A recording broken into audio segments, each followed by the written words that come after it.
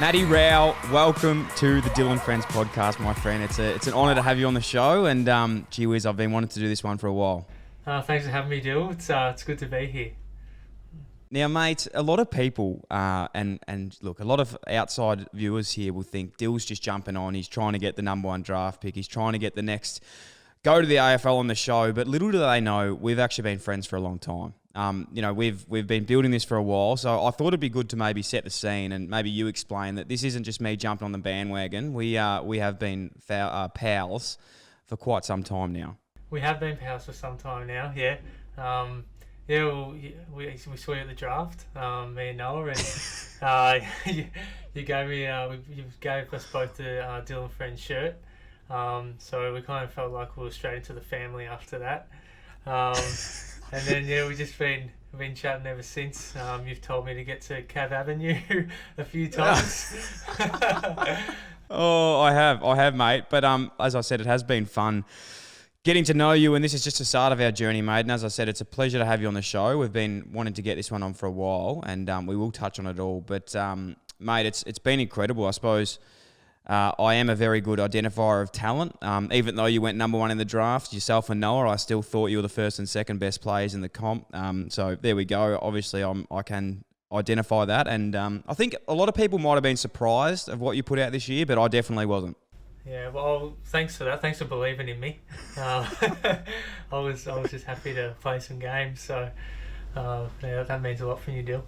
Nah, and there you have, mate. You've done a tremendous job. Obviously cut down at the moment with injury. But, mate, what's it been like? Obviously, I suppose in your wildest dreams, could you imagine the year sort of panning out the way it did, the first sort of 5 games until you got struck down?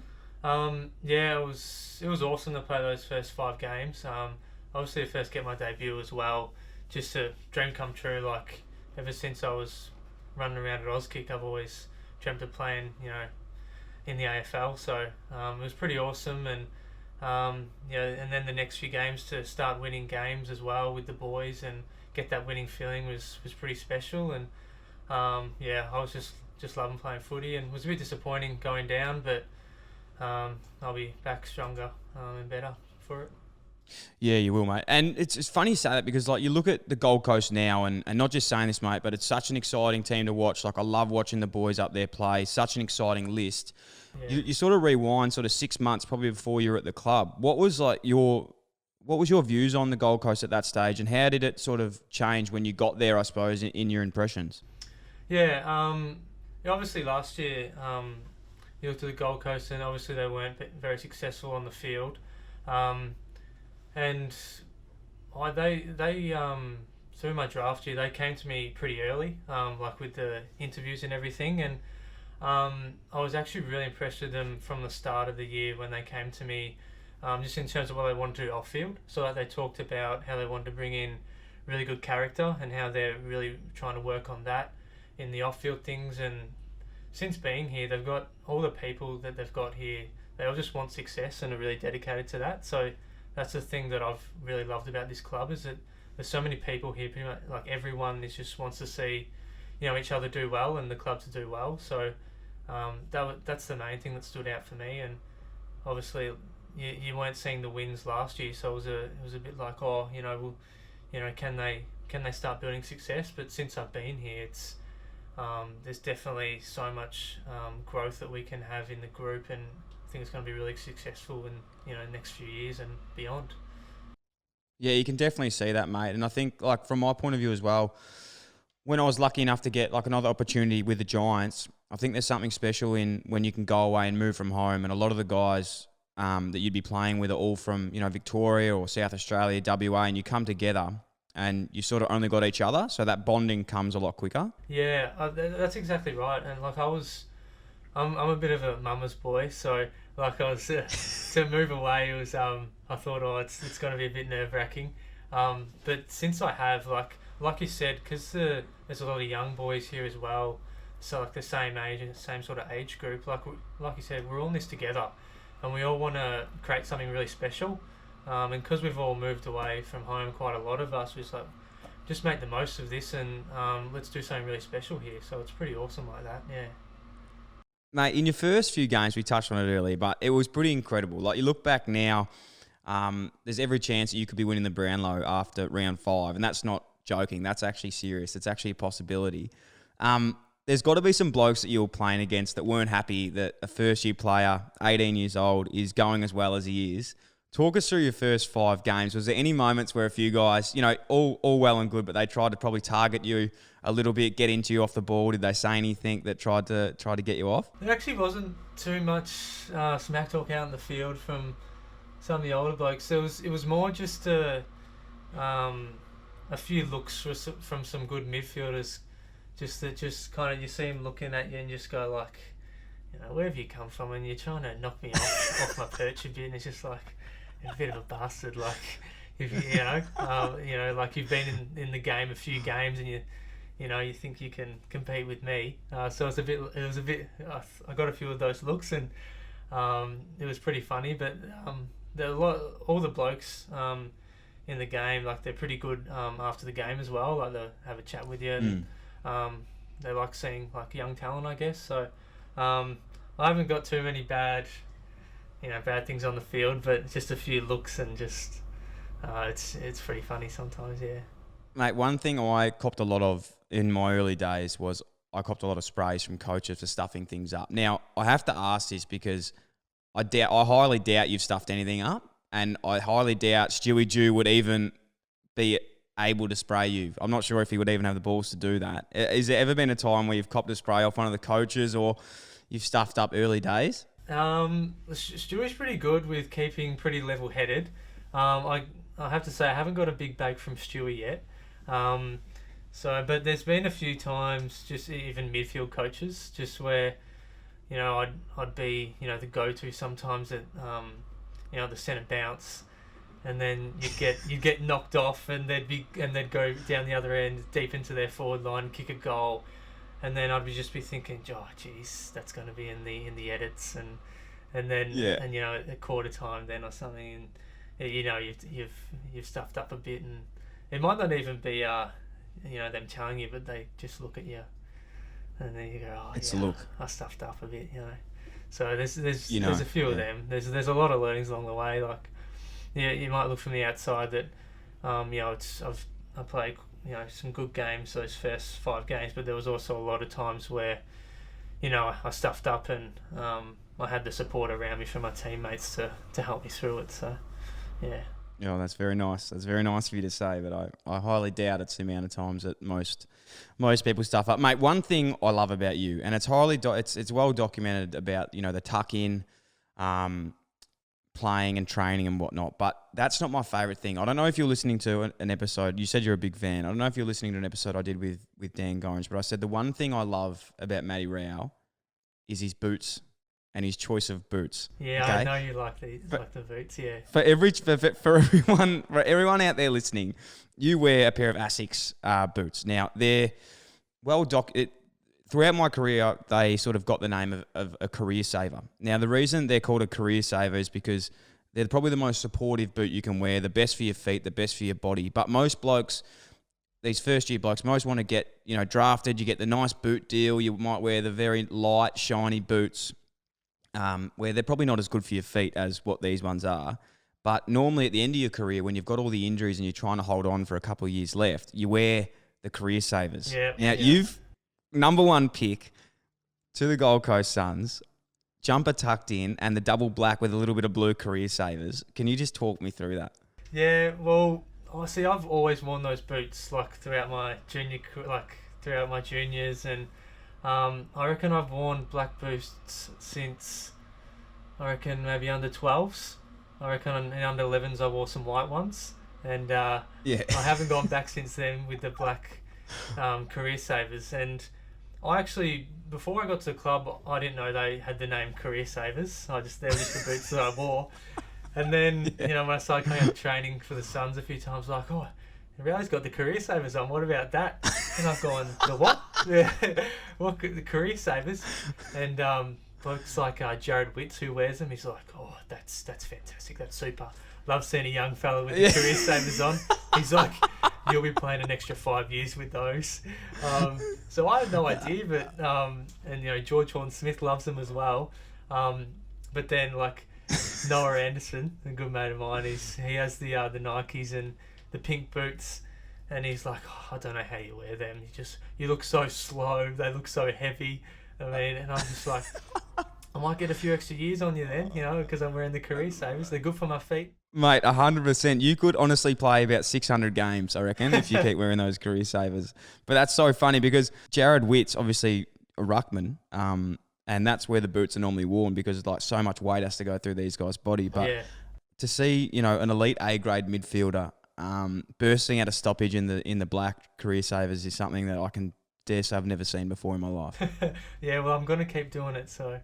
Mate, something I really want to talk about with you and something I've been super impressed with is the way you've just come into the AFL. And like you said, the reason I love you and the way you go about it is you are the epitome of this show. Is just be yourself. Everyone else is taken. You do your own thing. You don't care what all the other guys are doing. As you said, you wear these boots, you tuck the shirt in, but all you're worried about is just playing footy, doing your role and doing your thing. And I absolutely love that. But something I also really want to know with you, which I'm a massive fan on, is like the mindset of people and how you've done what you've done so early. Because I look back, I suppose, to my career and I look back to my first couple of years in the AFL system, and I probably just rocked up thinking things were going to happen and, went to the VFL and thought I'm just going to develop here and, I'll wait my turn to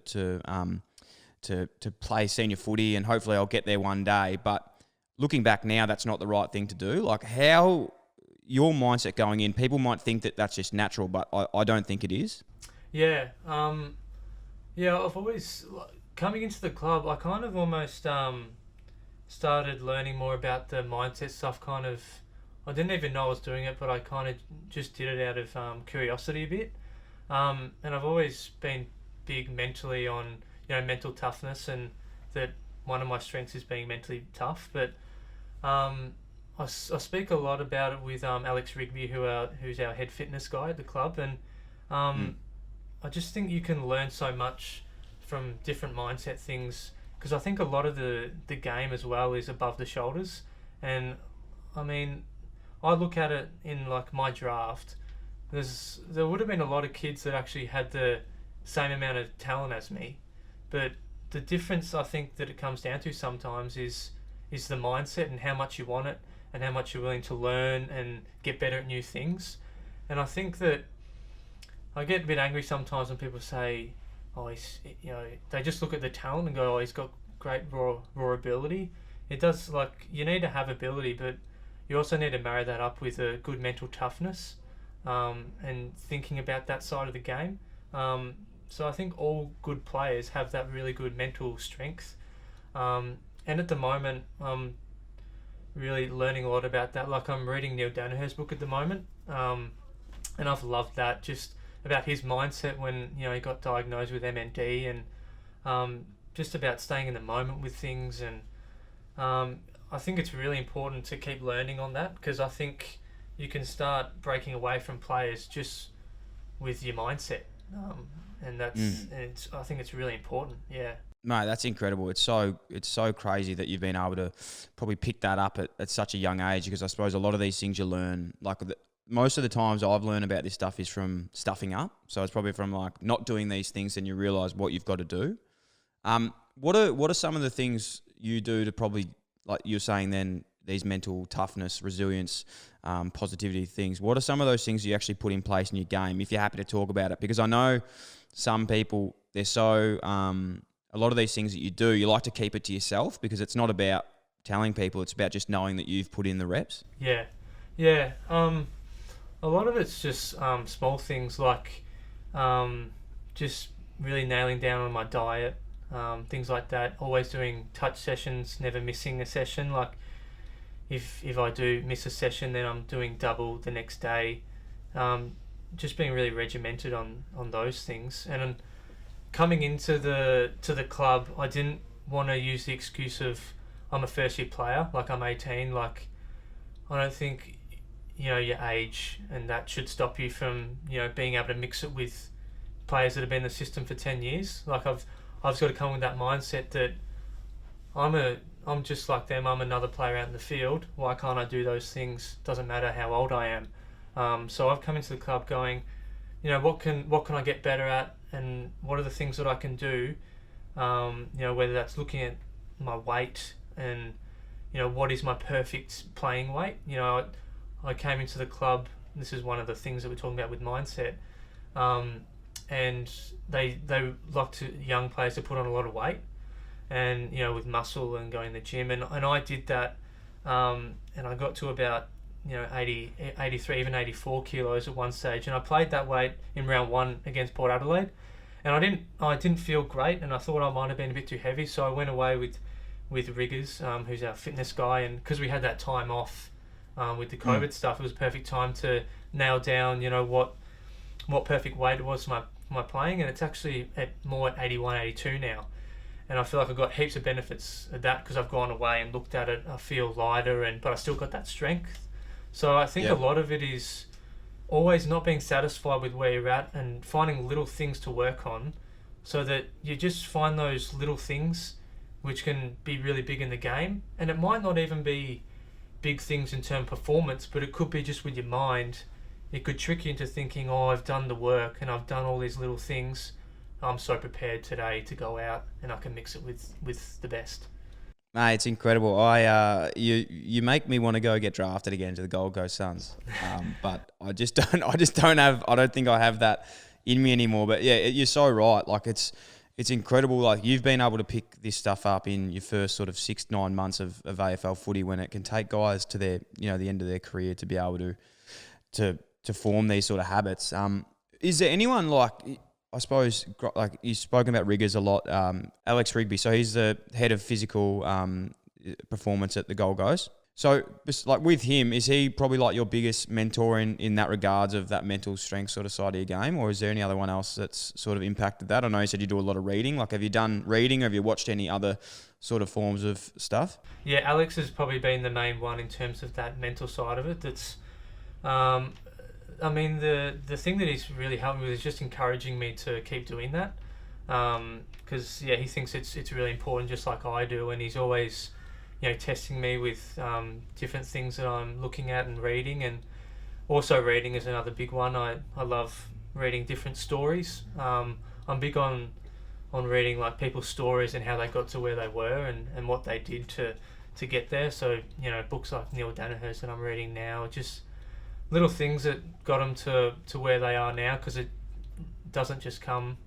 So I think with a lot of reading and finding out new things along with Alex has been the main drivers to help encourage me with my mental side of it. But it's also the players around me as well, they're also really big on as well, and they're really happy for me to do it and also drive it as well. Mate, I know you're a big fan of the Resilience Project, which we spoke about off air with Hugh Van Collenberg. Obviously, I was lucky enough to do a potty with him, but I've also got one coming up with a guy named Ben Crow. I'll send you some links of this guy after we finish the show, but he's one of the best I've seen. I really can't wait to have a chat with him. Yeah, I think you'll definitely get a lot out of that. But mate, I want to move on now to the Gold Coast, talk some more footy and life, and get to know the real Matt Rowell, which that was an incredible insight, to be honest. So I'm still sort of pretty pumped with that, to be honest. But Gold Coast, mate, we spoke about it earlier. Look at the club now. It's got so many talented guys. It's hard to imagine what's going to be like in 2-3 years. As you said, it looks like there's going to be some serious success there. Guys like Ben King, Rankin, Noah Anderson, we've touched on, Jack Lukosius. What does that sort of get you excited, like thinking about the future? Yeah, well, it's actually so exciting, when I think of all those boys and what we might be able to do. You look at those boys and you see quite a bit of talent, but what I see as well is that knowing them really well is they're all really dedicated, like I was saying before, to getting success at this club.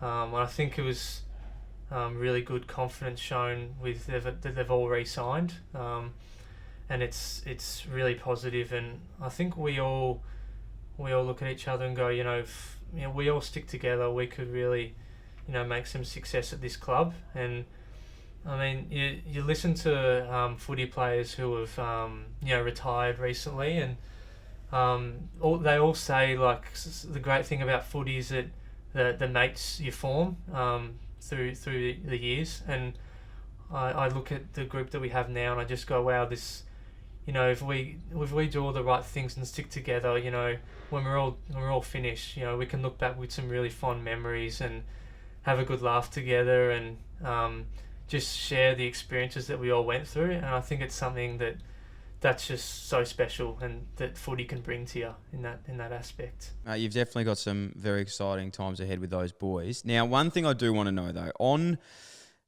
some super talent there, incredible players who could all be some serious players. Who excites you the most on their potential, I suppose, out of those guys? Could you give us some insight into any of them? Who do you think could be a real superstar? Yeah, well, Noah Anderson's an easy one, because I've grown up with him and seen what he's been able to do in the junior days, and now at AFL level. He's just got such a good balance of strength, endurance, and speed, that I think when he starts getting some more confidence, he'll be able to come in the inside a bit more and just be that real explosive midfielder, like almost a Petrarca, what we're seeing at the Dill moment. Buckley, sort of. Oh, sorry. yeah, Dill Buckley. Yeah, but then then I look at That wasn't a joke, by the way. Oh yeah, I know. It's No, that'll be good. It'll be very good. No, he's a super player, mate. I am very looking forward to the way he goes. Now, are you a movie man? Yeah, I watch my fair share of movies. Yeah. Have you seen the film Moneyball? I have. Yeah. Brad Pitt, Jonah Hill, good film. I love that. Now, I want to know. I'm obsessed with this. I love this movie because I love the sort of play behind it of like picking these players that aren't necessarily guns, but they just get the job done, or very underrated, where your team would love them. Who would you say is the Gold Coast Suns Moneyball player? That's a really good question. I like how you've done that.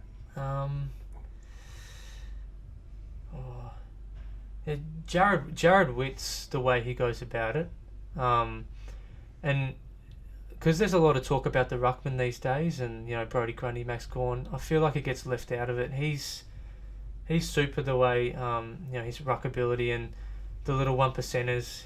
You can see him, his follow up efforts, his smothers and things like that. That we all really notice at the club. He's someone that I would say fits that sort of role.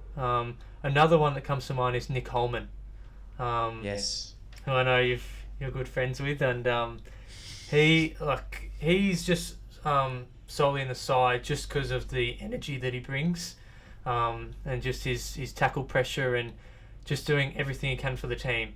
So he's also one that springs to mind. Yeah.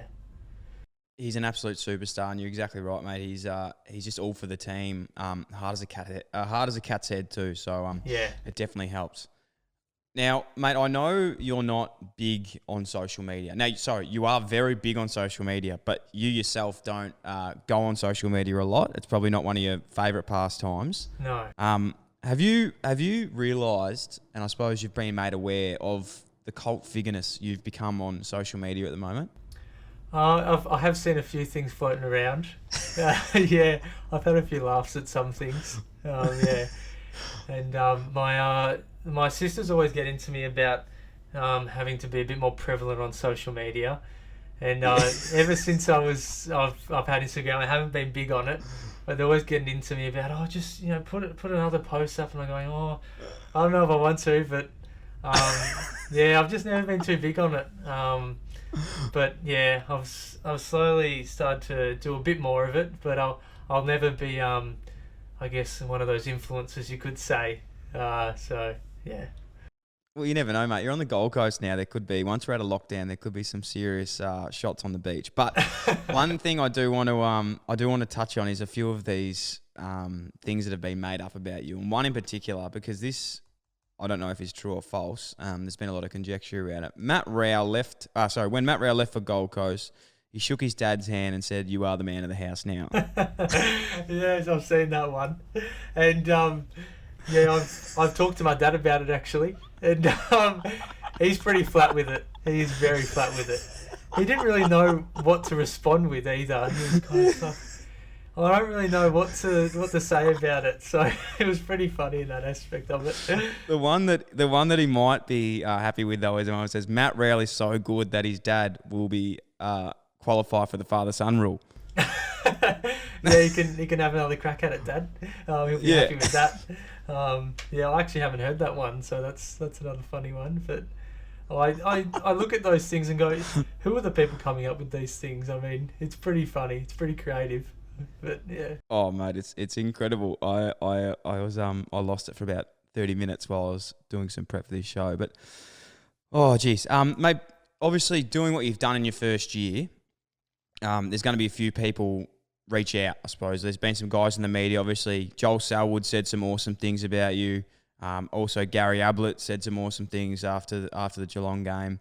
Who else has been some guys that, and you can name drop here as much as you like, who else has sort of reached out over your time and sort of, lended a hand or just sort of shown their love?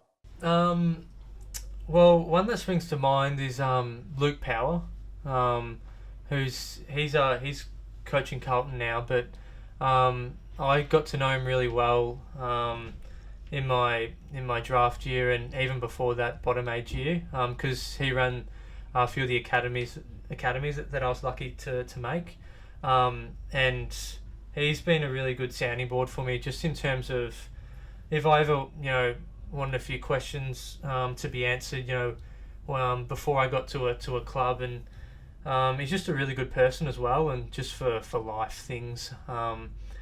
He lived pretty close to me as well when I was back in Melbourne, and we'd just go for a kick every now and then, and he was always willing to go for a kick and talk about things, and I still keep in good contact with him now, and he's someone that I can just always reach out to, and I know that he'll have my best interest, and so he's been really super in that regard, yeah.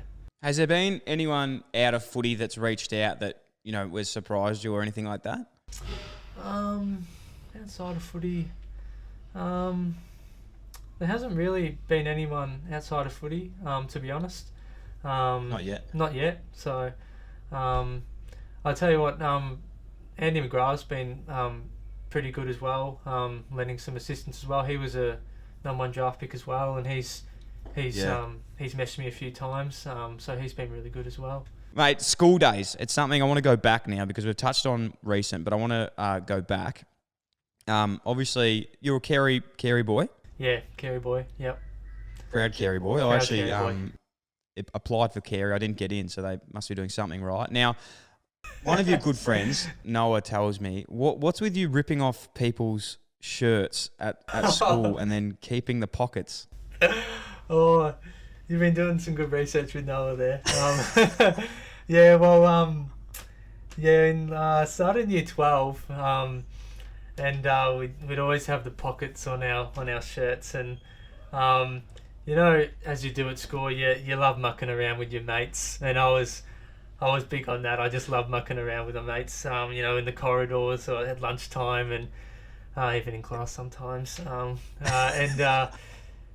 I just this one day I was wrestling. I don't know who it was with. It was with one of my mates, and I've not in my purpose, but I've ripped his pocket, and it's just come straight off, and I've gone, oh geez, that's pretty funny. And since then, it was like at the start of year 12, I just made the habit of, every now and then, if one of my mates was just standing around and just go bang and rip your pocket, and we ended up calling it the No Pocket Society.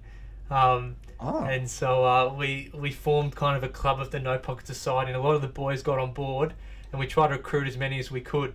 So we ran around ripping people's pockets off that we knew, and that just became the No Pocket Society. We love being a part of the society, and it was just us mucking around. It was just nonsense, but it was pretty funny. Something else you did at school, which I don't know how we're going to go with this, but a lot of AFL players these days have felt the full wrath of Matt Rowell. Now, apparently there was a year 7 kid who was the first to feel the full strength of yourself in the schoolyard. I actually don't know what happened here, but I've just been told to ask about a poor year 7 kid that felt the full wrath of yourself. And is he still alive? He is still alive, yes. Thankfully. And So lunchtimes at school it was so exciting. It was the best part of the day, and we had a lot of energy out on the Sandal Oval, the good old Sandal Oval at Carey, and a lot of us mates we kicked the footy non-stop, do a lot of markers up, and it was just our favourite part of the day. We loved it, so much energy, and a few times we'd have too much energy, and there was us year 12s, and then there'd also be little year 7s that were just roaming around, and they would sometimes mix in with us as well, not knowing it, because everyone was just out in the field and we were just having a good time. And sometimes those year 7s were getting some bad positions where, and there was this one time where one of my mates kicked the ball up to me, and I was just leading out, and I was like, yeah, just put it up there, and the ball's coming in, and I see out of the corner of my eye this little year 7 kind of just fall into the line of the ball, and I've gone, oh geez mate, get out of the way, but he hasn't, and I've just gone for the mark, and at the same time just a big shoulder massage across the ears, and he's gone down in a bad way, and I've gone, oh jeez, this isn't good, but he's kind of moving around. I've gone, oh, you'll be right mate, like, sorry about that, but you'll be right. Anyway, I jogged down to the other side of the field just to go with my mates, and the other boys are laughing and going, oh mate, he actually hasn't got up from that, and he's still lying on the ground. Some of the teachers realise, and it's a hot day as well, the sun's beating down, they've got the umbrellas and they're shielding him from the sun, and he's just lying on the ground, and I've gone, oh jeez, he's out for the count here, and the bell rings anyway, and he's still down, and I jog off, and that was it, and I think he was all right, but yeah, there was a few instances there where some of the young boys just got in the way, and yeah, they felt a bit of the wrath, but my mates were pissing themselves. Yeah. Gee whiz, we move on, and we send our love to him, and hope he's well. Yeah, we send my love. I don't know his name, but hopefully he's doing it right these days. Yeah. Mate, why do you drink so much milk? Oh, well, when I was a little kid, I was told that it made your bones strong, with all the calcium, and I love just a good cold glass of milk. Ever since I was little, I just have a good cold glass of milk with my dinner, and I've been doing it ever since, and sit down with Mark and Lynn at home, and with Noah, and the first time I did it, I was just like, oh, that's a bit strange, but they've just gotten used to it now, because every dinner I sit down and drink a nice cold glass of milk. I just love it. Yeah. Well, I think it might have worked with the bones, by the way. You seem like you built like a brick shit house. Yeah, well, I've never had a broken bone, so it's working. So I'll keep doing it. Yeah. Good, mate. We talk about this throughout the show a lot, but it's well reported. Obviously, with Noah Anderson, one of your best mates. You played so many juniors together. Now you obviously picked 1 and 2 and playing AFL together. He's pretty unbelievable. What's the relationship like, and do you pinch yourself at how it's all planned out? Yeah, we do pinch ourselves all the time. It's pretty lucky to be able to go up to an AFL club with your best mate. Like at the start of our top age year, we kind of said, oh, let's just enjoy this year. It'll probably be our last year playing together. Let's go out and have some fun, and and then to be able to go to the same AFL club, it's been so cool, and our relationship, we're just really good mates. We do a lot of things together, and we just love hanging out, and we love taking the piss out of each other and having some laughs, just like good mates do, like normal mates do, and we also share a good bond of loving playing footy together. And we've done that for a long time, so it's a good relationship, and I love playing footy with him and hanging with him outside of footy as well. So yeah, it's good. It's really good. And is it true that he tagged you in a junior grand final as well? Yeah, it is. Yeah, we played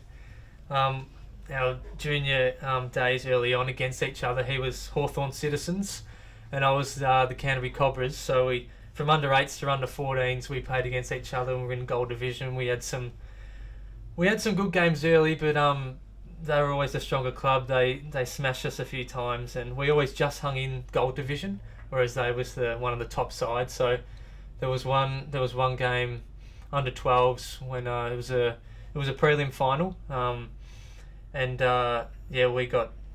we were doing it right early, but then we got smashed by about 60 points, and Noah went on to me at half time and tagged me, and he did a pretty good job, but I took a specky on him, actually a really good specky, probably my only specky I've ever done in my career so far. Just got up on his shoulders, and I remind him about it pretty much every day. So, Matty, it's been incredible talking, mate. Gee whiz, I've learned a lot about you. The last thing I do want to touch on, though, which is something I found even amazing more than all the other things, is your gardening prowess. Apparently, you're a massive gardener. You love your gardening, and I also enjoy my gardening as well. Yeah. No, I really love it. I think you could probably, because you're into gardening, know the same about this, is that it's just the satisfaction of being able to grow things and watch it unfold, and turns maybe not a nice bit of garden into something really nice, and seeing it flourish. I think that's the best part about the gardening. Is that the same for you? Oh, mate, I love it. Just seeing something that you planted, you're obviously putting the care into it, and it's not something you can just do overnight. It's something that's got to take a long time and exactly, and trust it. Yeah, so it's really good. It's really rewarding, I think, because it takes a bit of time, and then you see it grow into what it is. So at Mark and Lynn's place, I'm gonna a project I'm gonna start is I'm gonna redo their backyard. Actually, I'm gonna start that soon. Once the shoulders has a bit of mobility that I can do some more things, I'll get onto that project. So I look forward to that. Well, mate, I look forward to seeing it. As soon as I'm allowed up, I'll get up there and help you out in the backyard. It's been an absolute pleasure to have you on the show today, mate. So looking forward to watching you get back out there next year. Looking forward to the rest of your career, and I'm very blessed and thankful that I can call you a friend. No, thanks, Stu. I've loved being on this, and hopefully our friendship will continue into the future. And I've loved this. So yeah, it's been great. Thanks.